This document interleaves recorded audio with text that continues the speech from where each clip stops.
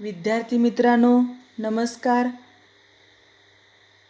याच्या आधीच्या व्हिडिओमध्ये आपण इव्हॉल्युशन एव्हिडन्सेस ऑफ इव्हॉल्युशन बघितलेला आहे. आता आपल्याला बघायचं आहे Darwin's theory of natural selection, डार्विनचा नैसर्गिक निवडीचा सिद्धांत. Charles Darwin had collected innumerable specimens of plants and animals, and depending upon the observations of those specimens, he published the theory of natural selection, which preaches the survival of fittest. आता Charles डार्विननं काय केलेलं आहे हे बघा. शास्त्रज्ञ आहेत की वनस्पती आणि प्राणी यांच्या असंख्य ज्या नमुने आहेत ते गोळा केलेले आहेत आणि मग त्यांचं and depending upon the observations of those specimens आणि त्यांचंच त्या ठिकाणी निरीक्षण केलेलं आहे. And he publish the theory of natural selection आणि मग त्यानं नैसर्गिक निवडीचा सिद्धांत प्रसिद्ध केलेला आहे. Which preaches the survival of fittest, की जो सक्षमते जगतील, सर्वायवल ऑफ फिटेस्ट म्हणजे सक्षमते जगतील असा सांगणारा हा नैसर्गिक निवडीचा सिद्धांत त्यानं प्रसिद्ध केलेला आहे. For this purpose Darwin had published a book टायटल्ड origin of species, आणि त्याच्यासाठी त्यानं पुस्तक प्रसिद्ध केलं आहे. ओरिजिन ऑफ स्पेसीस हे पुस्तक प्रसिद्ध केलं आहे. व्हाईल एक्सप्लेनिंग द कन्सेप्ट, आता ही कन्सेप्ट जी आहे याचं स्पष्टीकरण देत असताना त्याने काय सांगितलेलं आहे बघा. Darwin says that all the organisms produce prolifically, म्हणजे सगळे जे सजीव आहेत ते प्रचंड प्रमाणामध्ये पुनरुत्पादन करतात. All the organisms compete with each other in a life threatening manner, म्हणजे जगण्याची जी काही लढाई आहे ती अत्यंत अशी जीवघेणी अशी त्यांची जगण्याची अस्तित्वाची लढाई ते सगळे सजीव हे करत असतात. इन दिस कॉम्पिटिशन, या स्पर्धेमध्ये only those organism sustain which show the modifications essential for winning the competition. आता बघा ह्या स्पर्धेमध्ये ओनली दोज ऑर्गॅनिझम्स, कुठले सजीव जगत आहे, सस्टेन म्हणजे अस्तित्व राहतात किंवा टिकून राहतात. Which show the modifications essential for winning the competition, की ज्यांच्यामध्ये हे जगण्यासाठीचे जे काही मॉडिफिकेशन म्हणजे जे गुणधर्म आहेत, आवश्यक बदल जे आहेत त्यांच्यामध्ये जे हे गुणधर्म आहेत असेच सजीव त्या ठिकाणी जगतात किंवा टिकून राहतात.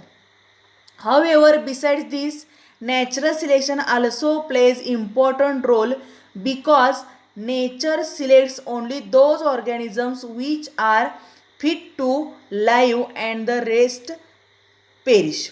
बघा आता याच्यामध्ये सुद्धा पुन्हा काय सांगितलं आहे, बिसाइड्स दिस, याच्याशिवाय natural selection also plays important role, नैसर्गिक निवड हा अत्यंत महत्त्वाचा त्या ठिकाणी ठरते. कशासाठी? Because nature selects only those organism, निसर्गसुद्धा कुठले सजीव सिलेक्ट करतोय बघा, निवडतोय, which are fit to live, म्हणजे जे जगण्यासाठी सक्षम आहेत तेच त्या ठिकाणी जगत आहेत.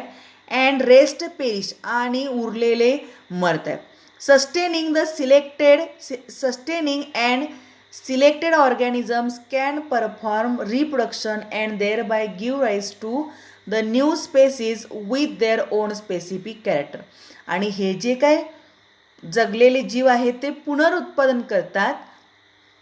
And thereby give rise to new species, आणि की जे नवीन प्रजाती तयार करतात with their own specific character, की ज्यांचे स्वतःचे किंवा गुणधर्म जे आहे ते गुणधर्म त्यांच्यामध्ये आपल्यासारखेच असणारे दिसून येतात. Darwin's theory of natural selection was widely accepted for long duration, म्हणजे सर्व हा जो काय नैसर्गिक निवडीचा सिद्धांत आहे डार्विनचा हा बऱ्याच काळापर्यंत सर्वमान्य राहिलेला आहे. However some objections were raised against the theory, पण तरीसुद्धा त्याच्याबद्दल काही आक्षेप घेतलेले आहेत. Some of the main objections are following. आता हे ऑब्जेक्शन जे आहे ते ऑब्जेक्शन अत्यंत महत्त्वाचे आहेत. हे परीक्षेला येतात. विद्यार्थी मित्रांनो, हे ऑब्जेक्शन्स तुम्ही पॉईंट आउट करा. बघा, पहिलं ऑब्जेक्शन काय आहे? Natural selection is not the only factor responsible for evolution. आता आपण उत्क्रांती बघितलेली आहे, तर नैसर्गिक निवड ही एकमेव गोष्ट उत्क्रांतीला कारणीभूत नाही. दुसरं आहे बघा, Darwin did not mention any explanation about useful and useless modifications. आता या ठिकाणी डार्विननं डिड नॉट मेन्शन, काही सांगितलं नाही. कशाबद्दल? Any explanation about useful and useless modification, म्हणजे उपयोगी आणि निरुपयोगी बदलांचं स्पष्टीकरण त्यांनी दिलेलं नाही. देर इज नो तिसरं आहे बघा, there is no explanation about slow changes and abrupt changes, म्हणजे सावकाश होणारे बदल आणि अचानक होणारे बदल यांचा उल्लेख याच्यामध्ये केलेला नाही. Irrespective of all these objections, Darwin's work on evolution has been milestone, म्हणजे जरी हे आक्षेप घेतले असले तरीसुद्धा डार्विनचं या उत्क्रांती संदर्भातलं जे काही कार्य आहे ते एक मैलाचा दगड ठरतं. नेक्स्ट बघा, माहिती वाचा तुम्ही चार्ल्स रॉबर्ट डार्विनची. त्यानंतर आहे Lamarckism. Jean Baptiste Lamarck proposed that morphological changes occurring in living organisms are responsible for evolution and the reason behind those morphological changes is activities or laziness of that organism. आता gene Baptiste लॅमार्क या शास्त्रज्ञानं काय सांगितलेलं आहे बघा, की morphological changes म्हणजे शरीरातील जे काही रचनेत बदल आहेत, ऑकरिंग इन लिव्हिंग ऑर्गॅनिझम सजीवांच्या शरीरात जे होणारे काही बदल आहेत, हे आर रिस्पॉन्सिबल, हे कारणीभूत आहेत. कशासाठी? फॉर इव्हॉल्युशन, उत्क्रांतीसाठी हे बदल कारणीभूत आहेत. And the reason behind those morphological changes, आणि त्या ठिकाणी हे जे काही बदल त्याच्या शरीररचनेमध्ये होत आहेत, कशामुळे होत आहेत? Is activities or laziness of that organism, म्हणजे त्या सजीवाचा त्या जीवानं केलेला प्रयत्न किंवा आळस हा त्याच ठिकाणी कारणीभूत असं म्हटलेलं आहे. He called this concept as principle of use or disuse of organism, आणि त्याच कन्सेप्टला त्यानं काय सांगितलं आहे की इंद्रियांचा वापर व न वापराचा सिद्धांत असं त्यानं म्हटलेलं आहे. Further he said that the neck of giraffe has become too long due to browsing on leaves of tall plants by extending their neck for several generations. आता जिराफ आपण बघितलेलं आहे, जिराफाची मान जी आहे ती अत्यंत लांब अशी असते, बरोबर आहे. मग ही कशामुळे झालेली आहे? तर due to browsing on leaves of tall plants by extending their neck for several generation, म्हणजे अनेक पिढ्यांपर्यंत त्या जिराफानं काय केलं आहे? आपली मान जी आहे ती ताणवलेली आहे उंच झाडावरचा पाला खाण्यासाठी, आणि त्यामुळं त्यांची जी मान आहे जिराफाची ती लांब झालेली आहे. Similarly shoulders of the iron smith have become very strong due to frequent hammering movement. त्याचप्रमाणे आयर्न स्मिथ म्हणजे लोहार जो आहे त्याचे जे खांदे आहेत ते वारंवार घणाचे घाव घालून बळकट झालेले आहेत. पुन्हा अजून एक एक्झाम्पल दिले बघा. Wings of birds like ostrich and emu have become weak due to no use. आता शहामृग आणि इमू हे जे ते पक्षीच आहेत, पण त्यांचे जे पंख आहेत त्यांनी न वापरल्यामुळं कमकुवत झालेले आहेत. त्यानंतर पुन्हा दिले बघा. Legs of the birds like swan and duck म्हणजे हंस आणि बदक यांचे जे काही पाय आहेत become useful for swimming due to living in water, म्हणजे पाण्यात राहत असल्यामुळं त्यांच्या पायांचं जे काय अनुकूलन झालेलं आहे किंवा ते पाय जे आहेत ते पाण्यात पोहण्यायोग्य झालेले आहेत. And snakes have lost their legs by modifications in their body for burrowing habit. आणि सापाने आपले पाय गमावलेत कारण का सापाने बिळात साप राहतो, मग बिळात राहण्यायोग्य शरीर रचना करताना त्याने आपले पाय गमावलेले आहेत. All these examples are types of acquired characters and are transferred from one to another generation. आता ही सगळी जी उदाहरणं आहेत, ही जी आहेत ती मिळवलेली वैशिष्ट्ये, ॲक्वायर्ड कॅरेक्टर्स म्हणजे मिळवलेली वैशिष्ट्य आहेत. And are transferred from one to another generation, आणि एका पिढीकडून दुसऱ्या पिढीकडे संक्रमित होतात. This is called as theory of inheritance of acquired characters or Lamarckism. आणि याच संक्रमणा म्हणजे यालाच आपण theory of inheritance of acquired characters म्हणजे मिळवलेल्या बदलांच्या संक्रमणाचा सिद्धांत किंवा लॅमार्कवाद असं आपण म्हटलेलं आहे. Development of organs due to specific activities or their degeneration due to no use at all was widely accepted, but transfer of those cases from generation to generation was rejected. आता त्या ठिकाणी काय सांगितलं आहे बघा की डेव्हलपमेंट ऑफ ऑर्गन्स म्हणजे शरीराचा विकास जो आहे ड्यू टू स्पेसिफिक ॲक्टिव्हिटीज म्हणजे एखाद्या विशिष्ट स्वरूपामुळे, ऑर देअर डिजनरेशन किंवा ऱ्हास जो आहे एखाद्या शरीराच्या अवयवाचा, ड्यू टू नो यूज म्हणजे वापर न केल्यामुळं एखाद्या अवयवाची वाढ किंवा ऱ्हास जो आहे at all was widely accepted की जो सर्व मान्य केलेला आहे. But transfer of those characters from generation to generation was rejected. पण एका पिढीकडून पुढच्या पिढीकडे हे जे काही ट्रान्सफर आहेत, बदल जे आहेत ते वाहून नेलेले आहेत, हे मात्र त्या ठिकाणी अमान्य केलेलं आहे. Okay, because it had been verified many times that modification brought in us are not transferred to next generation and thereby Lamarck's theory was disproved. आणि त्या ठिकाणी हे जे बदल आहेत स्वतःमध्ये घडून आणलेले बदल नव्या पिढीकडे दिले जात नाही हे अनेक वेळा पडताळून पाहिलं गेलं आहे आणि मग लॅमार्कचं म्हणणं चुकीचं आहे असं समजलं गेलेलं आहे. The living organism can transfer the characters which it has acquired to the next generation. This is called ancestry of acquired character.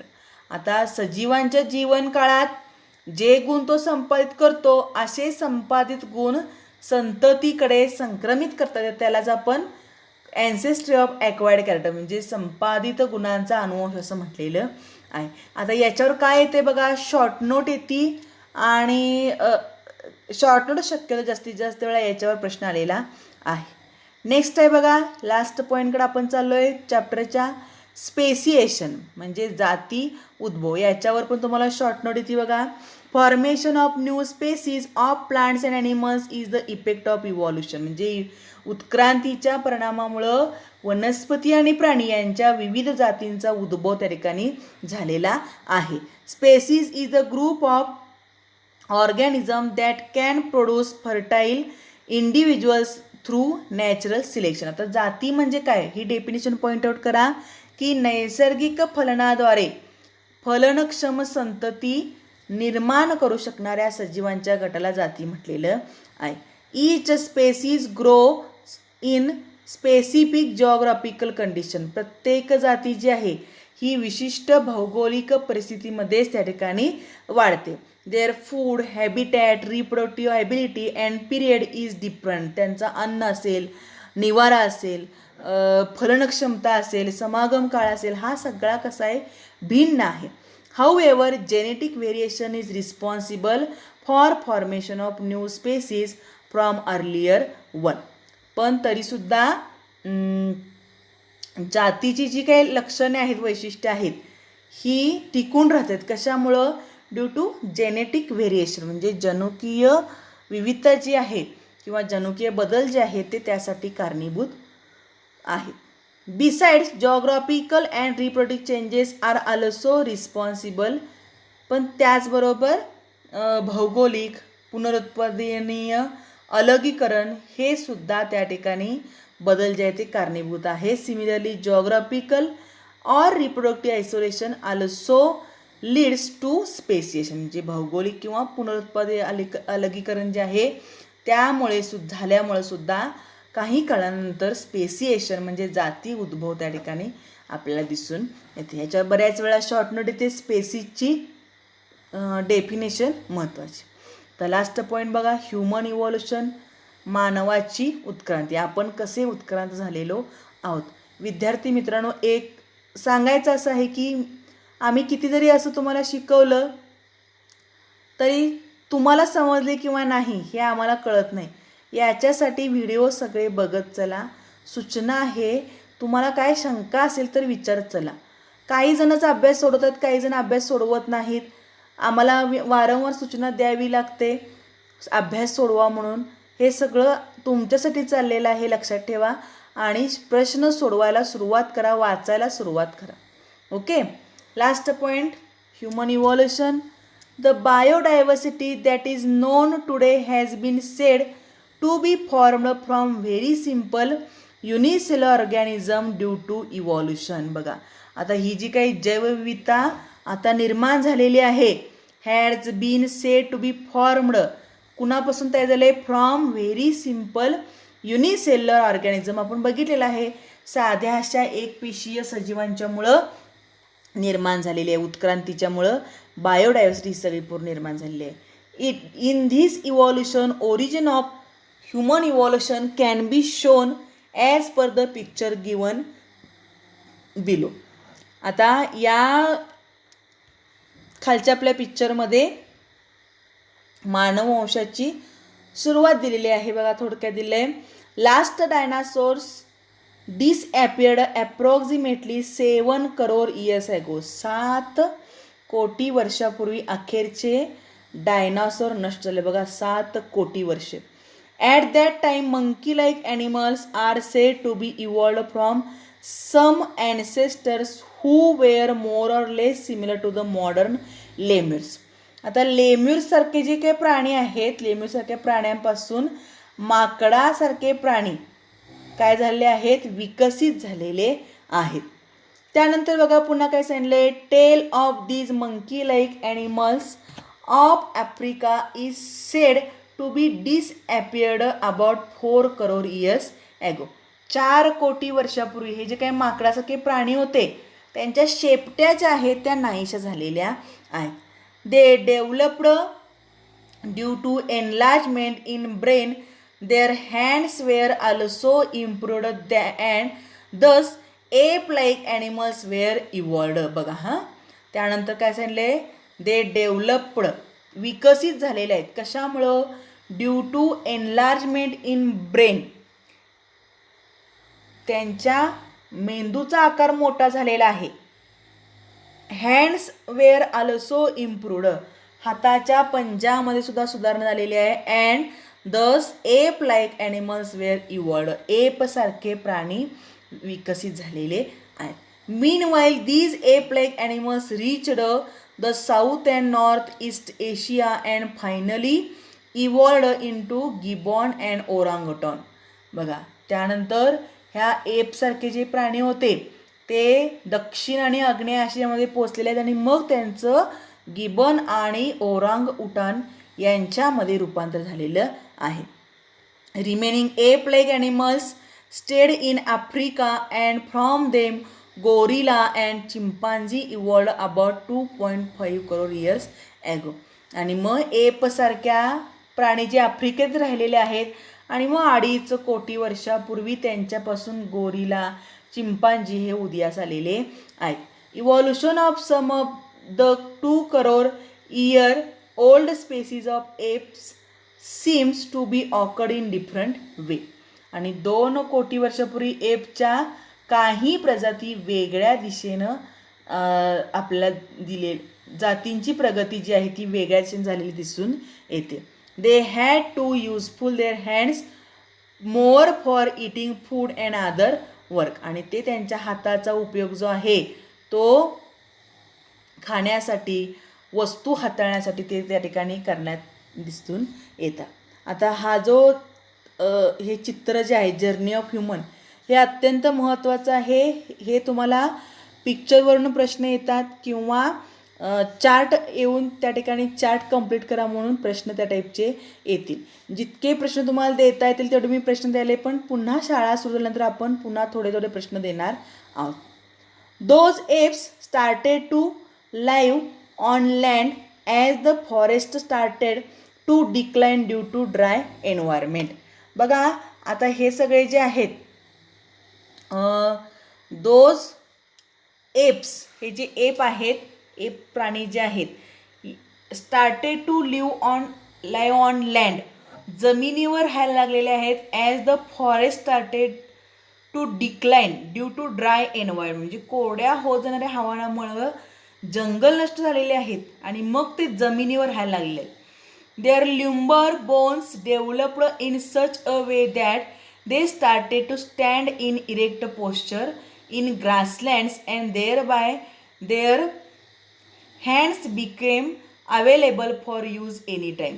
आता त्यांचं जे ल्युंबर बोन म्हणजे कमरेचं जे हाड आहे अशा प्रकारे विकसित झालेलं आहे की ते गवताळ प्रदेशामध्ये ताठ राहू लागलेले आहे. And thereby their hands became available for use, आणि हात जे आहेत ते वस्तू हाताळण्यासाठी वापरण्यासाठी केव्हाही उपयोगात येऊ लागलेले आहे. These first human like animals with erect posture which were using their hands have evolved about 2 crore years ago. 2 कोटी वर्षापूर्वी हे मानव सदृश प्राणी, हातांचा वापर करणारे, ताठ उभे राहणारे अस्तित्वात आलेले आहेत. First record of human like animal is with us in the form of Ramapithecus ape from East Africa. बघा मानव सदृश प्राण्याची पहिली नोंद जी आहे ती आफ्रिकेतील रामापिथिकस या एपची आहे.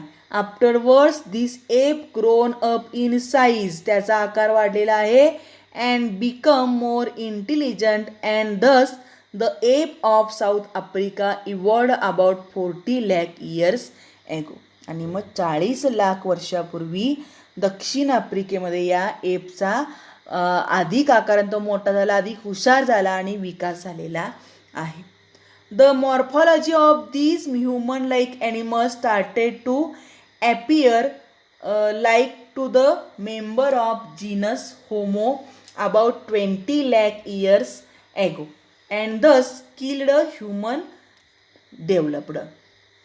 20 लाख वर्षापूर्वी मानव सदृश प्राण्याची रचना म्हणजेच मानव या प्रजातीचे सदस्य असण्या इतपत आपल्यासारखी त्या ठिकाणी दिसू लागलेली होती. त्या प्राण्याची रचना, होमो ही आपली प्रजाती आहे, सेपियन ही जात आहे.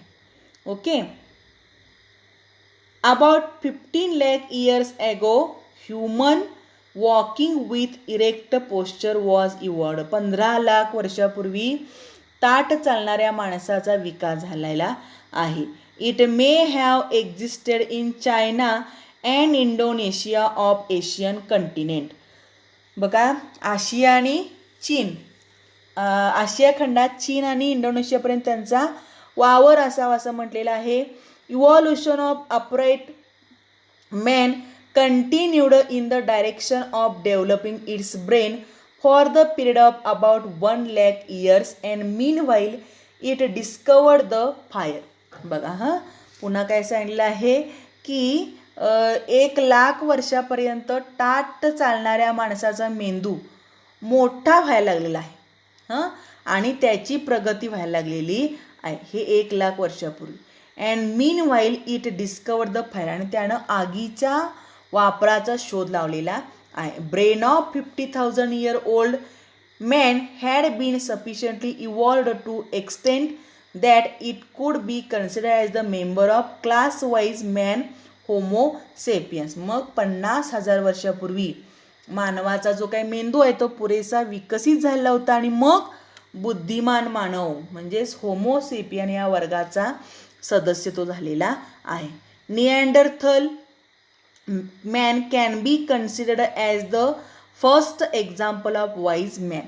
म्हणजे मानव सदृश्य किंवा बुद्धिमान मानव या वर्गातलं निअँडरथल मानव एक एक्झाम्पल आहे हा, त्या ठिकाणी उदाहरण आपल्याला म्हणता येईल. The Cro Magnon man evolved about 50,000 years ago and afterwards this evolution had been faster than the earlier. 50,000 वर्षापूर्वी क्रो मॅग्नन मानव अस्तित्वात आला आणि त्यानंतर मात्र प्रगती पूर्वीपेक्षा झपाट्याने झालेली आहे. About 10,000 years ago wise man started to practice the agriculture. 10,000 वर्षापूर्वी बुद्धिमान मानव शेती करू लागलेला होता. It started to rear the cattle herds and establish the cities. म्हणजे जनावरांचे कळप बाळगुलाला वसाहती त्यानं वसवलेल्या आहेत. कल्चरल डेव्हलपमेंट टूक प्लेस, म्हणजे संस्कृती जी काय आहे तिचा विकास झालेला आहे. Art of writing was invented about 5,000 years ago. 5,000 वर्षापूर्वी लेखन कौशल्याचा शोध लागलेला आहे, लेखनकलेचा. And thus the history had been started. आणि मग त्या ठिकाणी इतिहासाची सुरुवात झालेली आहे.